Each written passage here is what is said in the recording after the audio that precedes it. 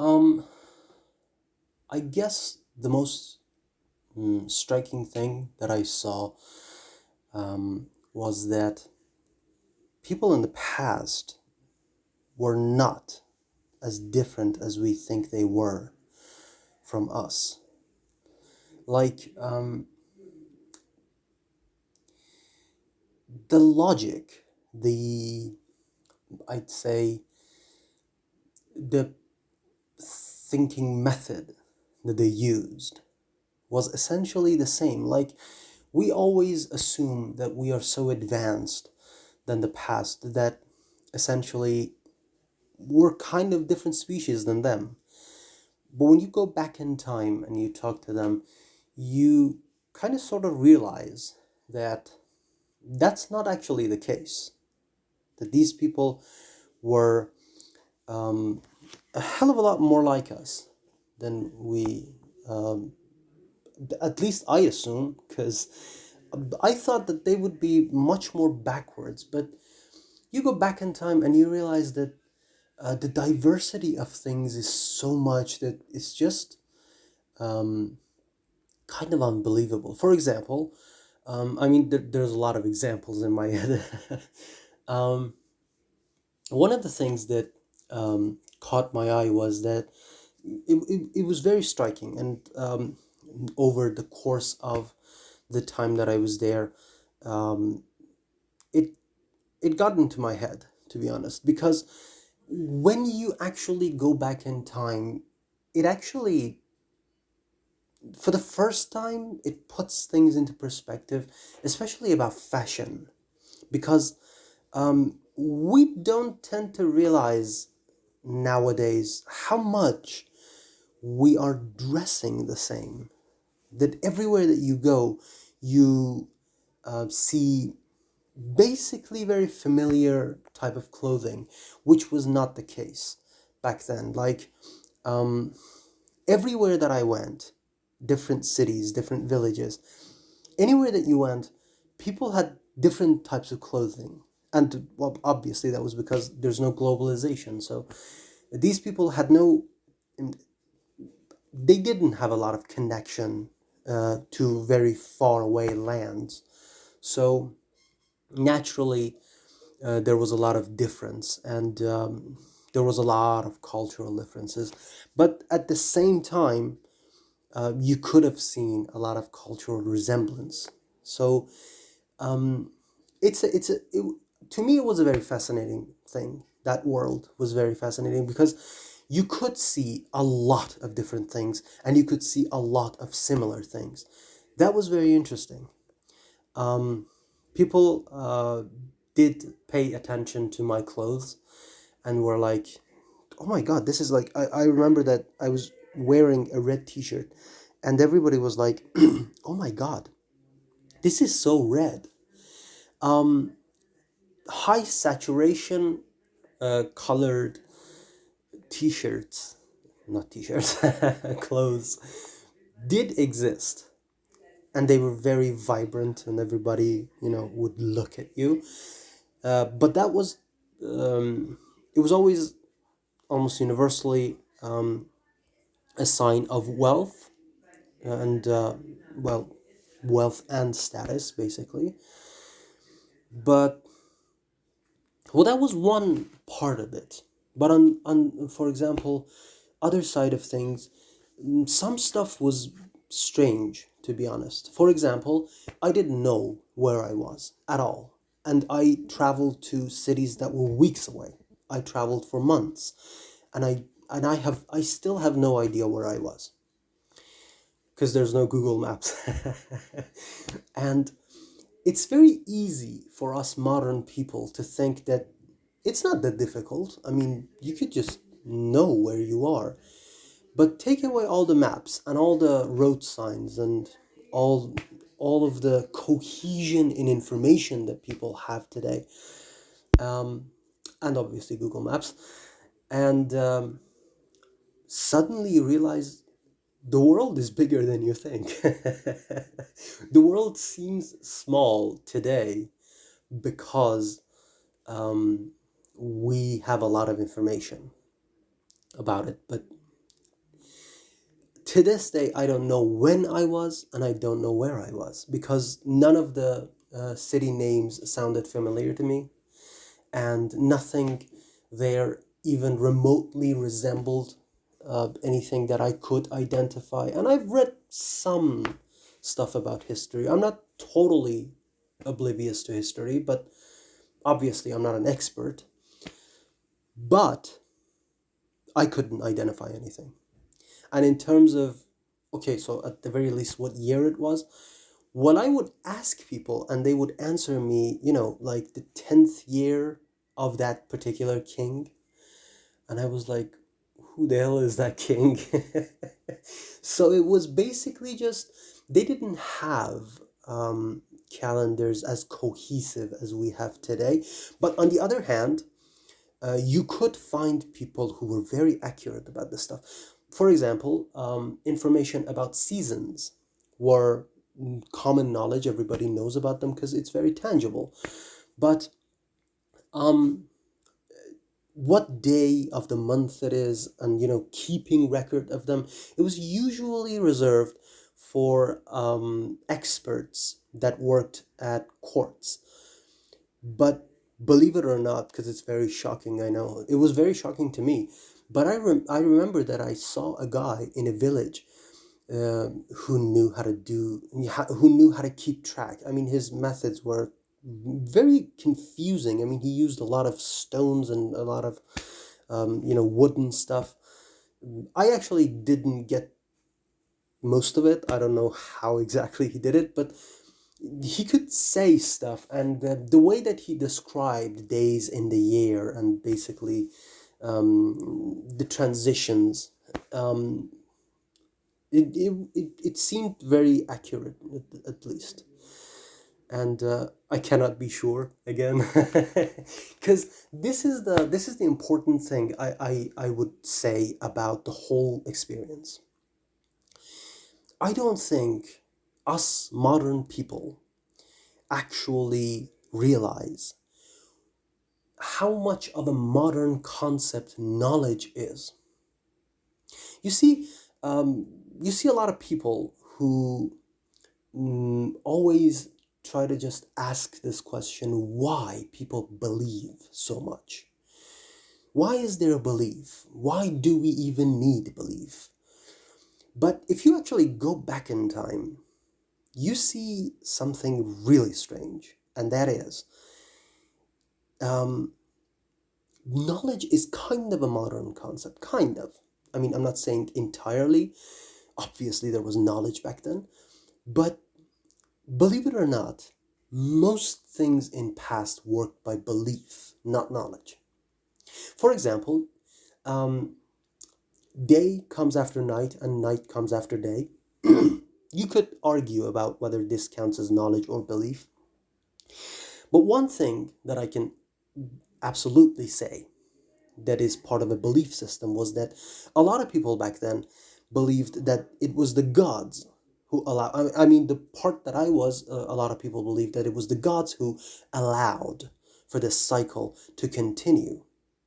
It was their belief that when the gods decide to stop the whole thing, they can, and they will. And um, that was the biggest lesson to me, because when you go back in time, you realize people didn't know a lot about the universe, about the world surrounding them, and uh, they came up with something to compensate, and that was belief. This is why belief started in these people, at least I believe it. Because they didn't know, and in the absence of knowledge, they just went for belief, which was incredibly interesting to me. Because at first I was like, I don't get these people. But over time, when you talk to them and when you look at their surrounding, they did not have enough proof to know that the lightning is not. What is lightning? I could explain to them the electric discharge, but they still didn't have the context. They didn't have the scientific context. Because most people, even today, they don't know how this works. They just have a historical context in which it has been proven to them that science works.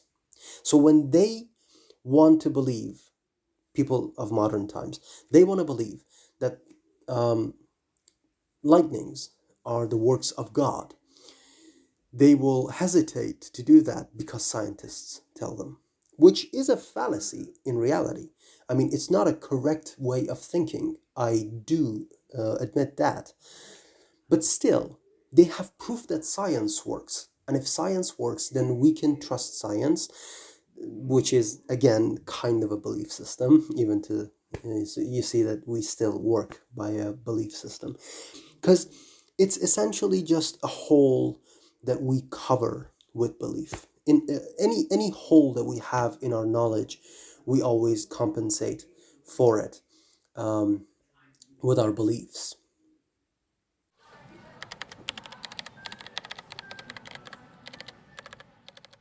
That's an interesting question. Even today, we have sort of trouble defining exactly what a race is, and a lot of people do talk about the fact that race is not necessarily a scientific concept. But um, the interesting thing about the past, first of all, they did not have countries.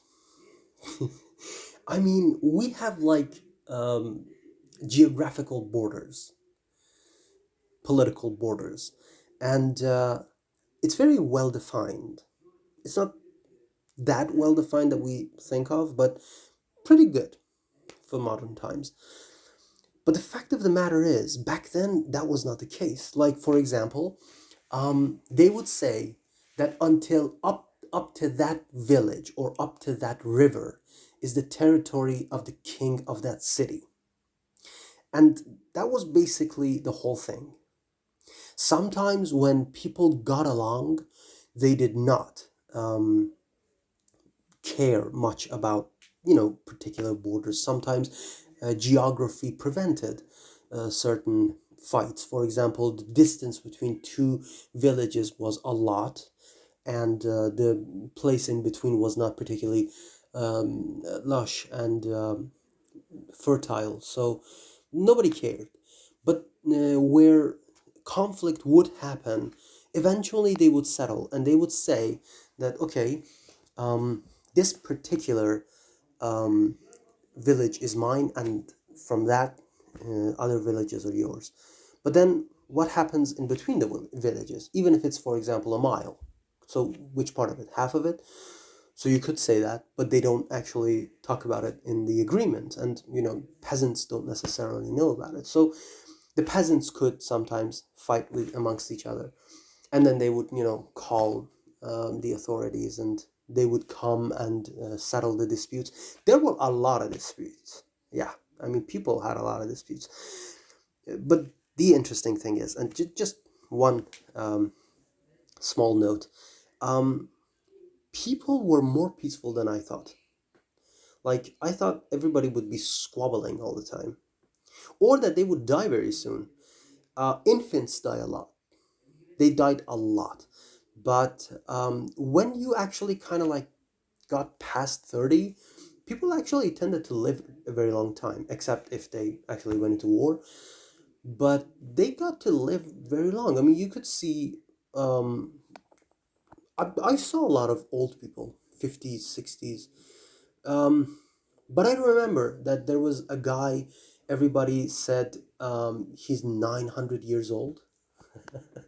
And I think he was 90. And the fact that nobody actually lived like past maybe 80, it was kind of like, it was so rare that nobody actually, because there was no calendar and there was no, no social information for you. So everybody who he knew were basically dead, that basically no one could keep track of how old the guy was. So, they went with too many numbers. But back to your question. Um, they did not have countries. Basically, everybody was loyal, whether to their village or their overlord or their city. and the loyalties were not necessarily set in stone. Some people changed loyalties. Some people were very strict, with their loyalties. You see, this is the kind of similarity that I talk about, between the past and the modern world. But yeah, they were racist. Sorry for taking too long, but they were racist, in the sense that they didn't like people who disagreed with them. So if you were from a different city and you had squabbles and fights with um, this particular city, then yeah, they were very racist towards you and they did not like you. But again, it was kind of a mix. Like, some people loved people from other places, some people hated them. It was never a um, it was never homogenous. It was never just one party ruling everything, one party having the opinion. It was all of it, all the time. All the time. Like, everybody had different opinions. Diversity was everything. It was so diverse that it was significantly more diverse than our world. That I can say. I mean, people had a lot of similarities. They did. And they shared a lot of common stories. Surprisingly, there were a lot of stories about floods, which was very interesting to me. Now, why everybody was just so. I mean, I don't know what happened. I mean, I guess at some point, probably in the Bronze Age or before that, there was actually a big flood here. I mean, I heard that there was like a period of, I don't know, what do we call it? I don't know the scientific term, maybe wet season, for a um, period of time, especially in the Euphrates and Tigris, that part in modern day Iraq, I think. But still, with all of that considered, people were really into this whole story. Everybody had different versions of their flood stories, which was kind of interesting to me. Um, but at the end of the day, they were very racist because they didn't necessarily like other people, and they did gossip a lot, behind people's backs. Um, but it was not like you couldn't survive. I mean, it was more. In some senses, it was more inclusive than others. I guess the main thing was self-identification. Like, if you self-identified with those people, if you didn't step on their toes, they would first tolerate you. Look at some. I mean, it depended on people because everybody had different um, attitudes. But some people would be suspicious. Some people would be skeptic. But if you just self-identified with them and tried to be kind of sympathetic towards their life and lifestyle and gods especially, they would accept you with open arms.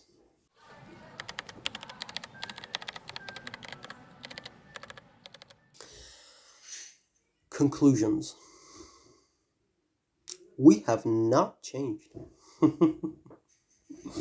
I mean, we think that our lives and attitudes and thought processes have changed, but basically the only thing that I see that has changed is lifestyle. We have more tools, we have knowledge, which is again kind of a tool, but people, the way they treated each other was kind of the same. The way some people were evil, some people were good, somehow some people hoodwinked other people. It was essentially the same world. It was just, they didn't have enough, I guess, technology, which kind of tells me it's basically just something that reminds me of how important all the thinkers in our past and history have been. Because the only difference, at, okay, maybe not only difference, but the major difference that I saw was the fact that some people persistently went for uh, digging the truth about the universe, and what they found over time led to scientific revolution. And the scientific revolution, I guess, was basically the difference between the modern world and the past, where it led us to new tools, hence a new lifestyle. But I people kind of were still similar, which is, to me at least, it's a red flag. We have not evolved as much as we think, and we are too arrogant for all that we have achieved. I don't think that we yet are allowed, or even we deserve, to consider ourselves that much ahead of the past. Because on average, you see people with the same attitude that they had in the past. Um, to me, I guess it's just lifestyle that has changed, and not the thought process, which to me is kind of scary.